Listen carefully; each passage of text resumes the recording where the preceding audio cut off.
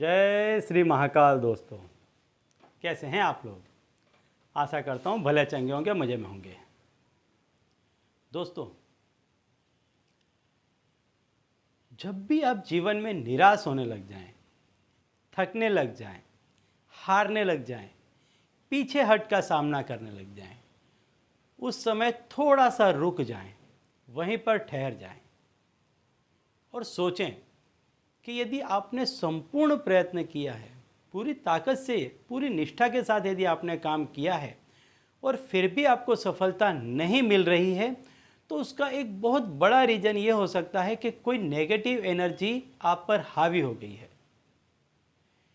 कुछ ऐसे ग्रह की चाल हो गई है, कुछ ऐसी पीड़ाएं, ग्रह दोष हो चुके हैं कि जिसके वजह से आपको सफलता नहीं मिल रही है। तो ऐसे समय पे व्यक्ति को चाहिए कि कोई ना कोई तंत्र, मंत्र, पूजा पाठ, कोई भी चीज़, जिस चीज़ में उसकी श्रद्धा बैठे, जिस चीज़ को, जिस काम को उसका मन माने, ऐसा उपाय व्यक्ति को करना चाहिए।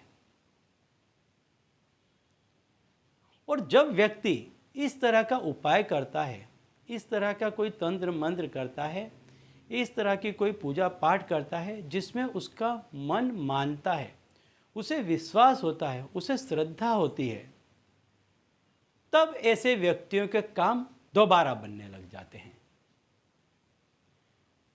आपने खुद महसूस किया होगा या देखा होगा, आपके आसपास के लोगों में, आपके इंट्रा सर्कल में, जहां आप काम करते हैं, आपके घर परिवार में, आपके आस पड़ोस में, आपके नाते रिश्तेदारों में, कि कुछ लोग जो कुछ भी नहीं थे या हर समय जिनको असफलता ही मिलती थी, वो लोग काफ़ी कामयाब होने लग गए और हर काम में उनको सफलता मिलने लग गई।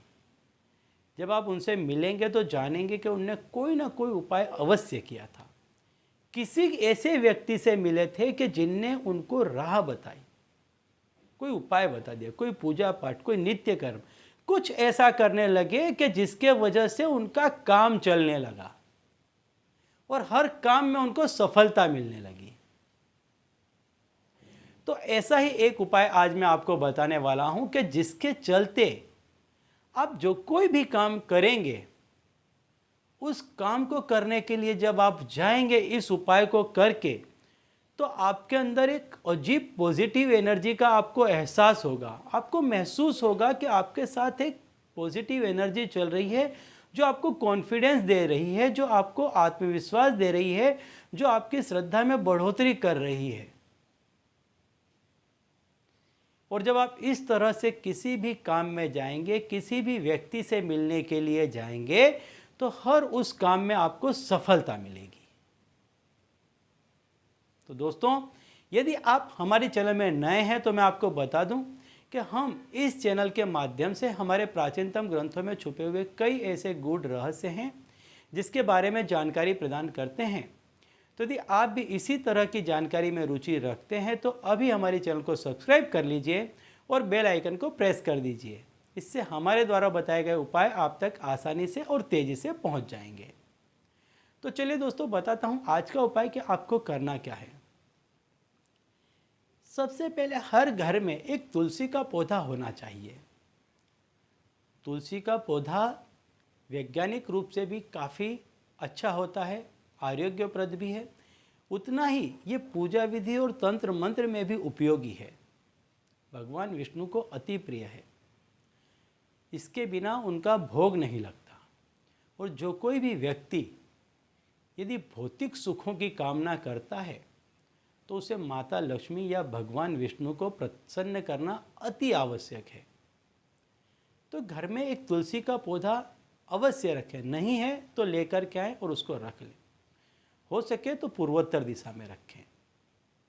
और यदि आपके घर में पहले से तुलसी का पौधा है तो आप क्या करें, गुरुवार के दिन सवेरे सूर्योदय के समय जल अर्पित करें तुलसी के पौधे पे, और उसके बाद उसमें जो तुलसी का पौधा जहाँ जड़ लगी होती है उससे ऊपर जरा सा जो तना होता है, उसमें थोड़ी सी सूखी हल्दी छिड़कें। 3 बार, 5 बार, 7 बार ऐसे उसमें थोड़ी थोड़ी ऐसे हल्दी छिड़के। ऐसा करने से भगवान विष्णु अति प्रसन्न होते हैं। हर गुरुवार, सिर्फ गुरुवार को आपको यह क्रिया करनी है। अब जब भी आप किसी कार्य के लिए जाते हैं तो आप क्या करें, इसी तुलसी के पौधे में से एक पान ले लें। पान लेने की विधि है कि आप हाथ जोड़ें, प्रार्थना करें, क्यों ये पान ले रहे हैं, क्यों ये पत्ता ले रहे हैं, तुलसी माता को विधिवत बताएं। उसके बाद उसको लें, साफ करें, अपने मुख में रखें, किसी से कुछ भी कहे बिना। जैसे ही आपने पत्ती मुख में रख ली, इसके बाद आपको किसी से कुछ नहीं कहना है और सीधे अपने काम पर निकल जाए। दोस्तों, आपको बिलीव नहीं होगा कि जो आपको लगता था कि आपके इस काम में इतनी अड़चनें आएंगी, रुकावटें आएंगी, वो आपका काम एकदम निर्विघ्न पानी की तरह निकल जाएगा। सिर्फ हर गुरुवार को तुलसी के पौधे पर उसको पानी से धोने के बाद में सूखी हल्दी छिड़के, और जब भी किसी काम में जाए एक तुलसी का पत्ता ले ले, धो करके जीभ में रख करके निकल जाए। इसको आपको चबाना नहीं है, इसको मुख में रख कर ही आपको निकल जाना है। इसके बाद आप इसको घर से बाहर निकलने के बाद आप इसको चबा कर खा सकते हैं, इसमें कोई आपत्ति नहीं है। लेकिन जब तक आप घर से बाहर नहीं निकलते हैं, किसी से कुछ ना कहें और पत्ते को पूरा मुख में रखें। ठीक है, तो चलिए दोस्तों, अब इसी उपाय के साथ मुझे दीजिए विदा, और आप लोग देखते रहिए दिव्य प्रकाश और अपने जीवन में लाभान्वित होते रहिए। धन्यवाद।